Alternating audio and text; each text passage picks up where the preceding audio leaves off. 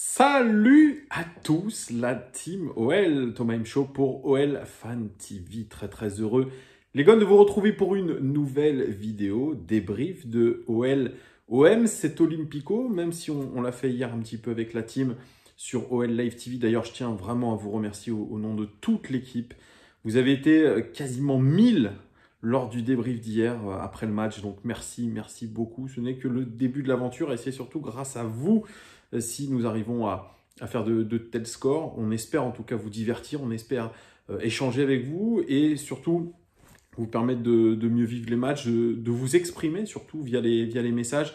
Merci aussi à tous ceux qui font des dons, ça fait vraiment plaisir et ça va permettre à la chaîne de s'auto-financer un petit peu, donc c'est très chouette, merci beaucoup. On rentre un petit peu dans le vif du sujet. Oui, je suis chez moi, parce que dehors il pleut, il vente et je doute que vous m'entendiez très bien, c'est des conditions pas terribles pour filmer dehors. Ce match, il nous a vraiment déçus, il m'a déçu. Une nouvelle fois, un Olympique Lyonnais caricatural, c'est comme ça que je l'ai défini hier.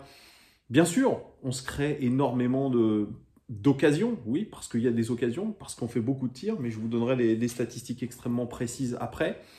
Bien sûr, on a dominé cet Olympique de Marseille. On avait une situation extrêmement favorable, puisque Dimitri Payet, après avoir ouvert le score, eh bien, a été exclu logiquement pour un tac sur Léo Dubois.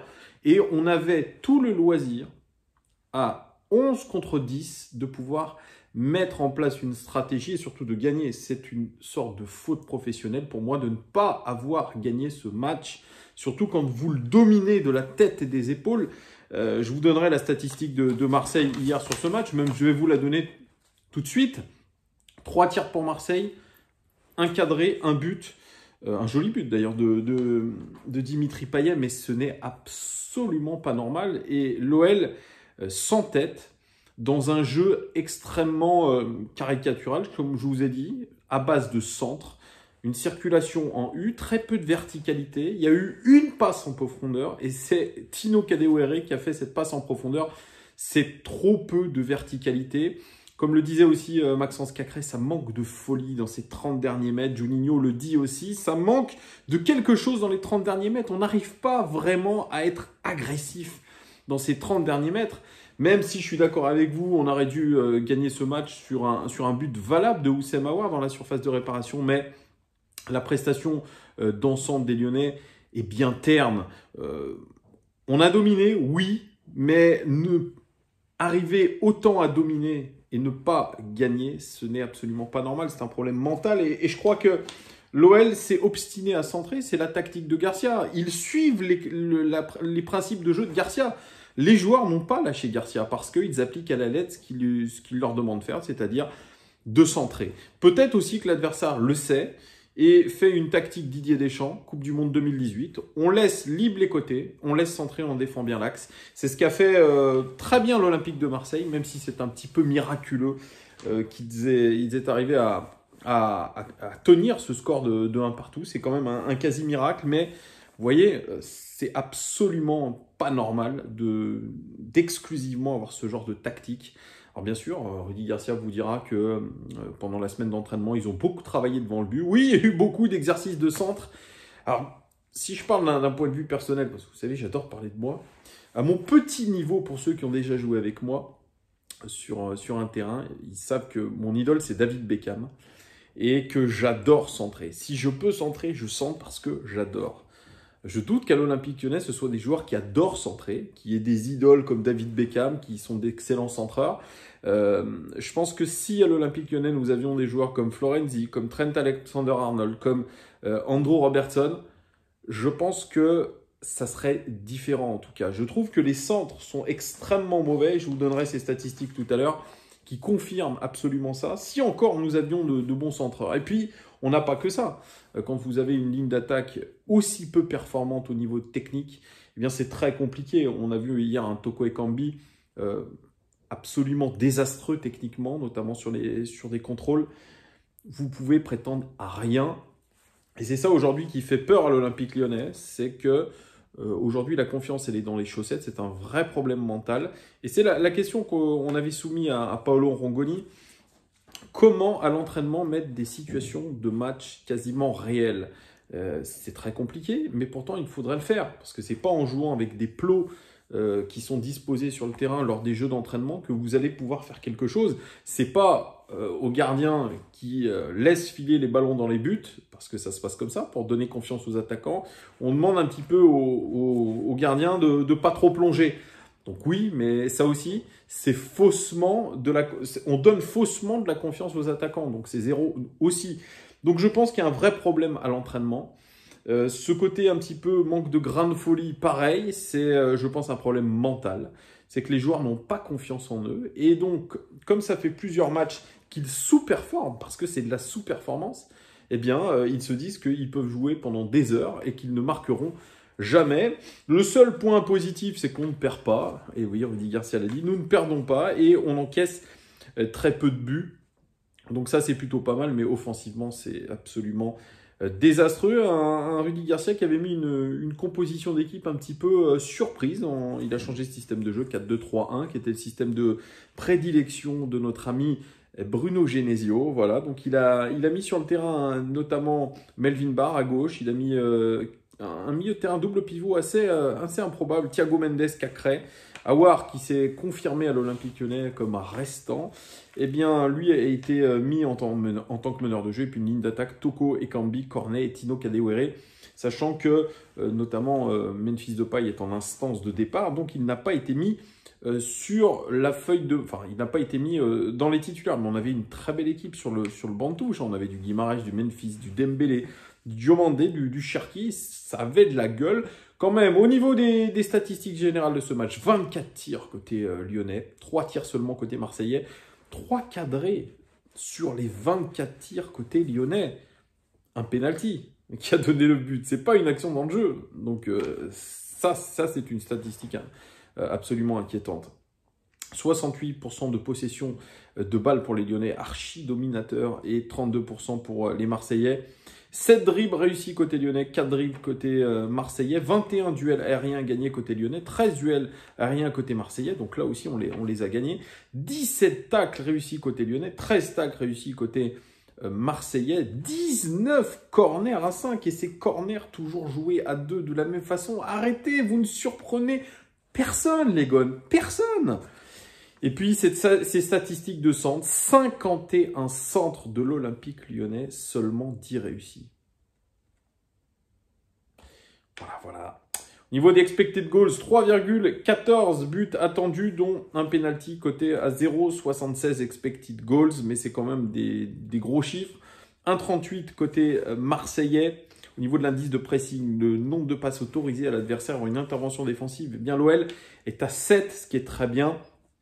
Et Marseillais, ils ont lâché complètement le pressing. 21 passes autorisées à l'Olympique Lyonnais avant une intervention défensive. On est le premier indice de pressing de Ligue 1 devant Monaco. Je tiens à le dire, ça aussi, c'est quand même une statistique intéressante et plutôt positive. On passe aux statistiques, comme je vous ai dit, de Julien Maumont, le très bon Julien Maumont, qui est expert statistique, qui est sur la chaîne Téléfoot. Il a tiré ça de Opta. 153 centres depuis le début de la saison, seulement 22 de réussite, c'est 14% de réussite, c'est absolument affreux. 125 tirs, 34 seulement de cadrés. Ça fait c'est 27% de réussite quand même, c'est le 3e pire de Ligue 1. Ça aussi, c'est inquiétant. 7 buts en championnat, donc 4 sur penalty. C'est un taux de conversion de tir en but de 5,6%, ce qui est le pire de Ligue 1. Ça, c'est très mauvais aussi. 10,49 expected goals hors penalty. C'est le 2e de Ligue 1, derrière le Paris Saint-Germain. Alors, c'est des expected goals qui sont boostés par 121 tirs dans le jeu. Ça fait 0,087 expected goals par tir. C'est très faible. C'est le 5e pire de Ligue 1. Et la différence de buts marqués et d'expected goals dans le jeu, il est de moins 749. C'est le pire de Ligue 1. Donc vous voyez, les statistiques sont loin d'être bonnes pour l'Olympique Lyonnais. Elles sont plutôt inquiétantes. Et je ne suis pas du tout comme Rudy Garcia qui trouve que l'OL n'est pas dans une situation inquiétante et que si on met nos buts, eh bien évidemment, on remontera, on va faire des séries. D'accord. Je passe à l'analyse des joueurs et la notation des joueurs. Alors Lopez, Il n'a pas eu grand-chose à faire. Pas eu grand-chose à faire sur le but de Payet. Il ne peut rien parce que la défense est absolument apathique. Il fait une sortie sur Alvaro qui aurait possiblement mérité un penalty, même si je pense qu'il n'y a pas penalty. Et puis la sortie, elle n'est pas peu académique. Il est obligé d'y aller au contact. Un bon match de la part d'Anto Lopez que je note à 6 sur 10. Denayer, 3 tacles, 2 interceptions record côté lyonnais dans ce match et 3 dégagements pour un Denayer qui a fait un match correct, qui n'a pas eu beaucoup de boulot. Coupable peut-être sur le but de Dimitri Payet puisqu'il a trop reculé. Il n'a pas été assez au contact. Donc je dirais un match correct. 6 sur 10 pour Denayer. Marcelo, même chose. Un tacle réussi, une interception, 2 dégagements pour un Marcelo qui, pareil, a été un petit peu en dedans sur le but. Un petit peu toute cette défense qui s'est laissée avoir. Il n'a pas eu beaucoup de travail à faire, Marcelo. Pareil, c'est pour moi un 6 sur 10. Melvin Barr qui était titulaire. Et waouh, franchement, quel bon match de la part de Melvin Barr. 4 tacles réussis, record côté lyonnais dans ce match. 4 dégagements, record côté lyonnais dans ce match. Le petit point négatif, c'est sur les centres et j'aurais aimé qu'il soit meilleur. C'est vrai, c'est ce que j'ai dit hier dans mon live avec les copains. Il doit être meilleur. Lui aussi, il souffre un petit peu de ce manque de concentration, je pense, sur les centres. Un centre réussi sur 5 seulement, c'est pas assez. Et un dribble réussi, mais une prestation globale très bonne avec je trouve, avec une intensité, une envie, une motivation qui ont fait vraiment plaisir à voir. C'est un joueur qui a tout donné. Et même quand il perd le ballon et qu'il est un petit peu pris dans son dos, c'est ce que dit d'ailleurs Rudy Garcia, il doit travailler sur les courses dans son dos. Il arrive mal à anticiper encore. Mais franchement, sur cette course, il perd le ballon face à Radonjic. Il fait un sprint phénoménal. Il arrive à récupérer le ballon. Franchement, Melvin Barr, il a fait un très bon match. Et je suis très content pour lui, même si son coach dit que Maxwell Cornet a encore une longueur d'avance sur lui. Pipo, mon ami Rudy Garcia. Donc Melvin Barr, pour moi, c'est une prestation extrêmement encourageante. Je vais faire une note chauvine, 8 sur 10 pour lui. Léo Dubois, 18 centres, seulement 5 réussis. 3 passes clés quand même, ah oui, sur ces centres. Hein, au bout d'un moment, 3 passes clés, c'est le record côté lyonnais dans ce match et un dribble réussi. Léo Dubois, j'ai l'impression que son point fort qui était le centre, il est en train de vraiment régresser à force de centrer. Je pense qu'il centre à l'emporte-pièce comme la plupart des joueurs lyonnais. C'est absolument cata. J'aimerais avoir la raison pour laquelle nos joueurs ne sont absolument pas précis. Et quand je parle de précision, c'est pas seulement mettre sur une tête ou un pied ou même sur sur un de nos joueurs. C'est plutôt viser des bonnes zones. Et encore une fois, hier, ça n'a pas du tout été le cas. On n'arrive pas à cibler les bonnes zones. Et Léo Dubois, c'est quand même assez inquiétant lui aussi, qu'il ait régressé à ce point sous Garcia. Pareil, sa non-capacité à aller éliminer son adversaire direct. Toujours cette espèce de crochet qui est pénible à voir. Cette espèce de feinte de frappe. Et quand il fait une passe en retrait ensuite, ou une passe derrière, je suis un joueur qui n'a absolument pas de vitesse sur un terrain, qui est très très lent, qui adore centrer, qui adore être sur mon côté droit. Et je fais exactement la même chose que Léo Dubois. Je ne peux pas aller déborder. Donc, qu'est-ce que je fais? Feinte de frappe et je mets en retrait. Ou alors, je centre de plus loin. C'est-à-dire que j'attends d'avoir mon vis-à-vis à 1 ou 2 mètres devant moi, ou 3 mètres, et je centre de plus loin. C'est comme ça que je fais. C'est la technique de Léo Dubois, mais quand vous êtes professionnel, c'est trop peu. Léo Dubois, qui nous a sauvés pourtant la semaine dernière, eh bien, pour moi, c'est pas un bon match. C'est pas un bon match. Je lui mets la note de 5 sur 10, tout juste là, moyenne. Thiago Mendes, titularisé, surprise, un tacle, 2 interceptions, record côté lyonnais dans ce match, 4 fautes, un centre réussi sur 3, et puis une très belle statistique, et c'est son point fort. C'est une belle capacité d'ouverture du pied droit. C'est une rampe de lancement un petit peu, Thiago Mendes. Il a réussi 9 de ses 13 ouvertures, ce qui est plutôt très encourageant. Et puis 2 passes clés pour lui, pour un joueur, franchement, qui n'a pas été moins bon que les autres. Et même, pour tout vous dire, qui a été plutôt une belle satisfaction pour moi. Voilà, il fait un match plutôt correct, plutôt bon dans ce qu'il a à faire. Donc franchement, Thiago Mendes, il mérite une note de 7 sur 10. C'était pas loin d'être l'un des meilleurs lyonnais hier, en tout cas pour ma part. Maxence Cacré qui ne s'était pratiquement pas entraîné de la semaine, 0 centre réussi sur 3, 2 dribbles réussis pour un Maxence Cacré qui a été un petit peu fantomatique en première mi-temps, pas du tout à son niveau. Il a un petit peu augmenté son niveau en seconde période, notamment il a failli marquer s'il avait été plus rapide dans son exécution. Malheureusement, son tir a été contré par Alvaro González. Ça n'a pas été son meilleur match à Maxence Cacré, mais il va revenir plus fort. Je compte sur lui, en tout cas, je lui mets la note de 5 sur 10. Oussem Aouar, 3 tacles réussis, 0 centre réussi sur 2. Une bonne première mi-temps d'Oussem Aouar qui met un but quand même sur penalty. Et il aurait dû avoir ce doublé puisque le but, je pense, était totalement valable. Mais il a un petit peu fait preuve d'irrégularité. C'est un petit peu dommage qu'il retombe dans ses travers, Oussem Aouar. Moi, ça me déplaît un petit peu, mais bon, voilà, maintenant qu'il reste à l'Olympique Lyonnais, que son frère n'a pas réussi à s'accorder avec les nombreux prétendants, eh bien, voilà, il va falloir qu'il se mette carrément à fond pour le club. Oussem Aouar, je lui mets la note de 6 sur 10 pour son penalty marqué Karl Toko Ekambi, ou Karl Poto Ekambit, comme on l'appelle. Oui, il a encore une fois fait un poteau.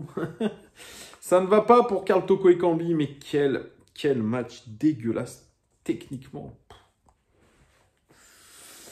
Ça fait saigner les yeux hein, de voir une technique à ce point-là mauvaise. 0 centre réussi sur 3 pour Karl Toko Ekambi. 2 passes clés quand même. Oui, il a réussi quelques passes en retrait. Mais la prestation d'ensemble est absolument catastrophique pour un joueur qui passe plus de temps sur les dance floors qu'à l'entraînement. Et en tout cas, ça se ressent. Tous ceux qui font trop la fête, ça se ressent lors des matchs. Donc, Karl Toko Ekambi, c'est un 3 sur 10. Maxwell Cornet, qui était plutôt sur un poste offensif hier. Une interception, 2 centres réussis sur 8. Classique de chez Maxwell Cornet et 3 passes clés. Quand même, c'est le record côté lyonnais dans ce match, mais une prestation d'ensemble absolument dégueulasse. Voilà, lui, Maxwell Cornet qui sort jusqu'à 7 h du matin, une veille d'Olympico. Nous ne te saluons pas parce que tu es un véritable fumiste. Voilà, donc je te note 1 sur 10. Voilà. 1. Pas de discussion possible. J'ai même pas envie de compléter ce que tu as fait. Voilà, je n'ai rien contre l'homme, mais en tout cas, tu ne mets pas toutes les chances de ton côté, tu te fous de notre gueule, donc on va s'arrêter là. Tino Kadewere, eh bien j'ai trouvé que lui, il a fait un bon match, une interception, 3 dégagements. Il a participé au travail défensif quand même, Tino Kadewere. Ouais. Il a participé, il aurait pu marquer, il a mis une belle tête, et il aurait pu marquer s'il n'avait pas été hors jeu sur la frappe de Toko Ekambi sur le poteau. Dommage pour lui, il l'aurait mérité parce que lui, dans l'état d'esprit, dans la motivation, il a manqué quelque chose. Je ne veux pas le voir partir à Dijon, il faut le garder. Tino Kadewere, que je note d'encouragement, je vais lui mettre un 6 sur 10 à Tino Kadewere. Pour les rentrants Guimarães, il a fait ce qu'il a pu de tac réussi, un dégagement. Pas une rentrée significative, même s'il nous a sauvés. Il nous a sauvés sur la ligne, il a récupéré le ballon. Memphis Depay, ça pourrait être son dernier match à l'Olympique Lyonnais. 0 centre réussi sur 4, une passe clé, 2 dribbles réussis. Il a quand même apporté sa petite pierre à l'édifice, mais le body language, tu sens que le mec, il est plus dedans. C'est comme ça, Memphis, qui est attendu du côté de Barcelone avant minuit. En tout cas, sa signature, Ronald Koeman le veut absolument. Puis je ne parlerai pas de Dembélé, Diomandé, Cherki, ce sont des rentrées anecdotiques. Voilà, 18 minutes que je vous parle. La situation est quand même urgente hein, à l'Olympique Lyonnais. On est 14e de Ligue 1 aujourd'hui. On devrait être 2e selon les expected points. Donc, vous voyez, à force de faire des performances comme ça, on n'est pas prêt de remonter. Il va falloir faire une série, sachant que vous avez Strasbourg qui arrive, vous avez Monaco, vous avez Lille et Saint-Etienne. Et Rudy Garcia est toujours l'entraîneur de cet Olympique Lyonnais, même si un certain David Barbet estime que la deadline sera contre Saint-Etienne. Donc, il y a encore du temps jusqu'au 8 novembre.